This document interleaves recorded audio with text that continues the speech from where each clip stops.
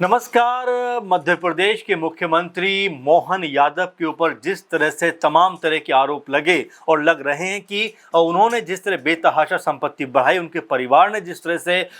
ज़मीनें खरीदी और वहाँ पर ज़मीनें खरीदी जहाँ पर आने वाले समय पे डेवलपमेंट होने वाला था, और इसी बात को लेकर हो हल्ला मचा हुआ है कि सिंहस्थ कुंभ मेला जो 2028 में आयोजित होने वाला है, उससे पहले जिस तरह ज़मीनें खरीदी गई और जिस तरह डेवलपमेंट हो रहा है, उसके वजह से जो मोहन यादव उनका परिवार है, उनकी जो ज़मीनें हैं, उनके दाम यहाँ पर आसमान छूते हुए दिखाई पड़ते हैं। और इस समय मध्य प्रदेश में सीएम मोहन यादव पूरी तरीके से घिरे हुए दिखाई पड़ते हैं, क्योंकि कांग्रेस पार्टी की तरफ से जीतू पटवारी हों या और नेता हों, वो लगातार उनके ऊपर तमाम तरह के इल्ज़ाम लगाते हुए दिखाई पड़ते हैं। अब इस बीच एक और बड़ा आरोप यहाँ पर लगा है, और ये भी बीजेपी के कद्दावर नेता और पूर्व मंत्री नरोत्तम मिश्रा के ऊपर लगा है। और यह आरोप जो है वो आज़ाद समाज पार्टी के बड़े लीडर मध्य प्रदेश से दामोदर यादव ने लगाया है। उन्होंने यहाँ पर कहा है कि नरोत्तम मिश्रा के पास में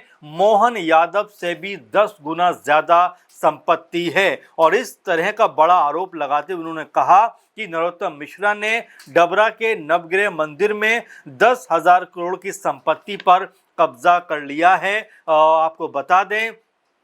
कि ये खबरें भी लगातार चल रही हैं मध्य प्रदेश में कि जब दतिया के ऊपर उपचुनाव होगा तो उस उपचुनाव में दामोदर सिंह यादव जो हैं, ये आज़ाद समाज पार्टी से चुनाव लड़ते हुए दिखाई पड़ेंगे। और वहीं नरोत्तम मिश्रा को लेकर भी बात चल रही है कि दतिया चुनाव में वो यहाँ से उपचुनाव लड़ते हुए दिखाई पड़ेंगे, क्योंकि यहाँ के जो विधायक जिन्होंने नरोत्तम मिश्रा को हराया था, उनको तमाम चीज़ों को जो इलीगल देखते हुए, उनके जो हलफनामा था उसमें तमाम चीज़ों की कमी देखते हुए, तमाम क्राइम के मुद्दे छुपाए जाने की वजह से, यानी कि कई तरह के मामलों की वजह से उनकी जो विधायकी है उसको रद्द कर दिया गया। और यहाँ पर अब उपचुनाव होने वाला है, और इस उपचुनाव में लगातार जो नरोत्तम मिश्रा हैं उनके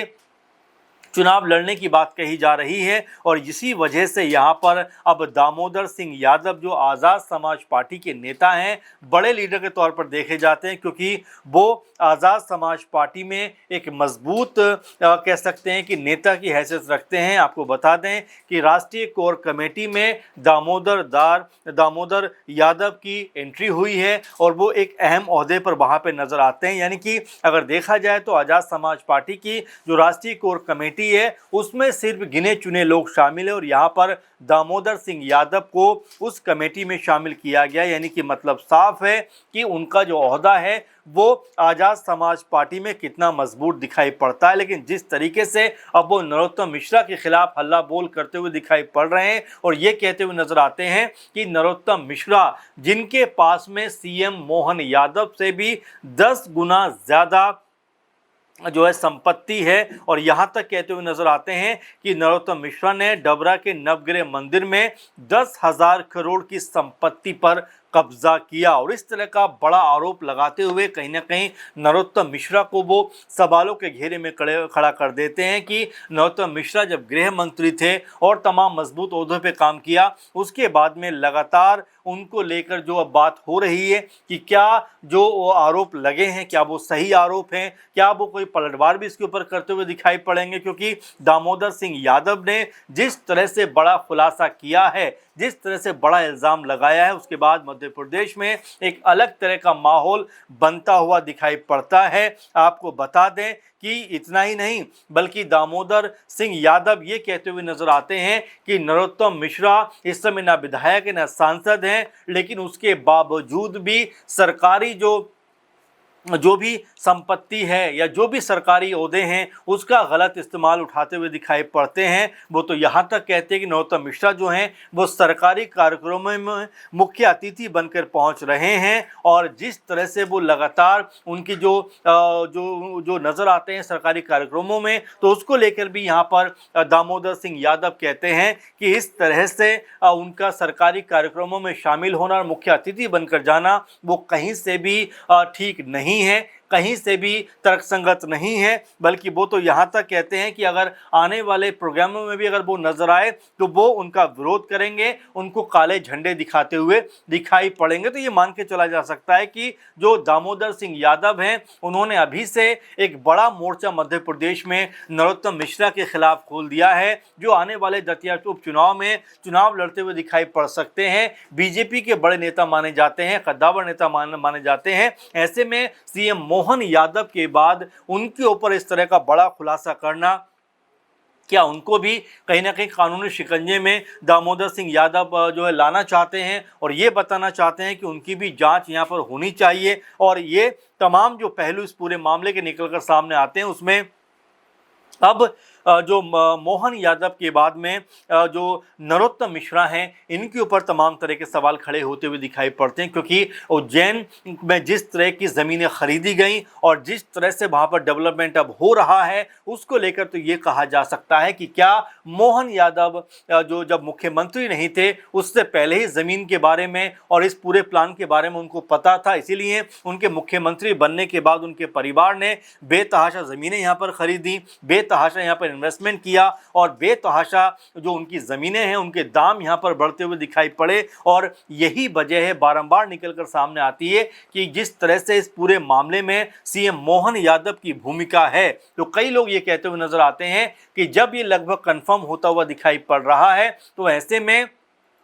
उनको अपने पद को छोड़ देना चाहिए। हालांकि इसको लेकर तमाम बयानबाजियां भी हो रही हैं। अखिलेश यादव कहते हैं कि बिल्कुल भी ऐसा नहीं होना चाहिए, क्योंकि उनका परिवार जो है वो रियल एस्टेट के बिजनेस में रहा है, तो जाहिर बात है कि अगर इस तरह ज़मीनें खरीदी गई हैं तो ये बिजनेस का मामला है, राजनीति से इसका कोई लेना देना नहीं है। वहीं जो इस मामले को लेकर जो AIM के अध्यक्ष हैं असदुद्दीन ओवैसी वो कहते हुए नजर आते हैं कि जो अखिलेश यादव हैं मुस्लिमों पर कभी नहीं बोलते, उनके ऊपर जो भी अत्याचार होता कभी अपना मुंह नहीं खोलते, लेकिन बीजेपी के मुख्यमंत्री के ऊपर अगर ऐसे आरोप लगे हैं तो तुरंत बयानबाजी करते हुए नजर आते हैं। OP राजभर भी इसको लेकर अपना मोर्चा खोलते हुए दिखाई पड़ते हैं कि अखिलेश यादव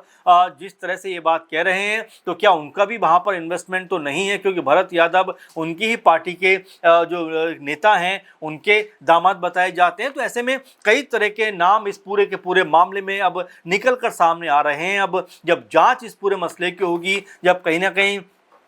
इस मामले को देखा जाएगा, छानबीन होगी, तब कहा जा सकता है कि कौन इसके लिए जिम्मेदार है। लेकिन फिलहाल तो ये पूरा मामला जो है अब दामोदर सिंह यादव एक अलग इसका रुख दिखाते हुए यहाँ पे नजर आते हैं। और जिस तरह से इस पूरे मामले में उन्होंने नरोत्तम मिश्रा के नाम की एंट्री की है उससे तो यही लगता है कि क्या बीजेपी के बड़े नेताओं के ऊपर अब जो आरोप लगने का सिलसिला है क्या ये इसी तरह से जारी रहेगा, क्योंकि अभी नरोत्तम मिश्रा के ऊपर दामोदर सिंह जो यादव हैं ये कहते हैं कि कम से कम 10,000 करोड़ की संपत्ति तो इन्होंने सिर्फ नवग्रह मंदिर के आसपास कब्जा की हुई है। तो आप जरा सोचिए कि किस लेवल पे जो है जमीनों को पे कब्जा करने का और संपत्ति बनाने का ये मामला है, ये लगातार अब चर्चाओं का विषय बनता चला जा रहा है। और जो आरोप अब दामोदर सिंह यादव ने लगाए हैं उसके ऊपर क्या बीजेपी की तरफ से कोई बड़ा पलटवार होता हुआ दिखाई पड़ेगा, क्या बीजेपी के नेता इसके ऊपर अपना बयान जारी करते हुए दिखाई पड़ेंगे। और अब जबकि दतिया चुनाव आने वाले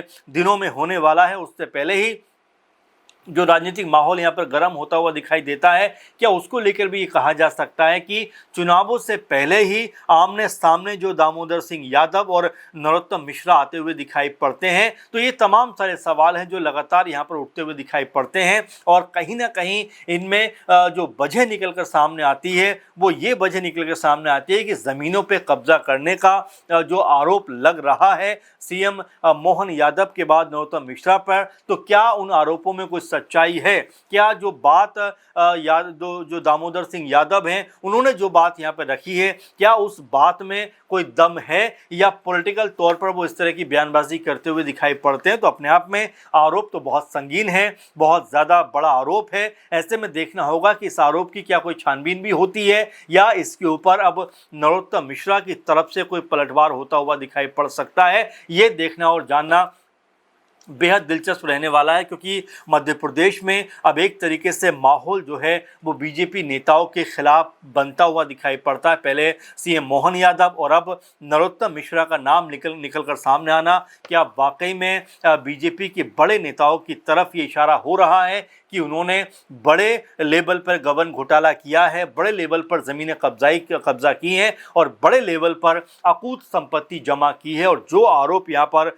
दामोदर सिंह यादव ने लगाया है, देखना ये होगा कि बीजेपी की तरफ से इस पूरे मसले के ऊपर क्या सफाई पेश की जाती है और नरोत्तम मिश्रा इस पूरे मामले के ऊपर क्या कहते हुए नजर आते हैं। फिलहाल के प्रोग्राम में बस इतना ही। आप लगातार अपने सुझाव, अपने कमेंट ज़रूर देते रहिए और प्रोग्राम को आप इसी तरह से देखते रहिए और इसको शेयर करना भी मत भूलिए। फिलहाल के कार्यक्रम में बस इतना ही। अगले प्रोग्राम में फिर आपसे मुलाकात होगी। नमस्कार।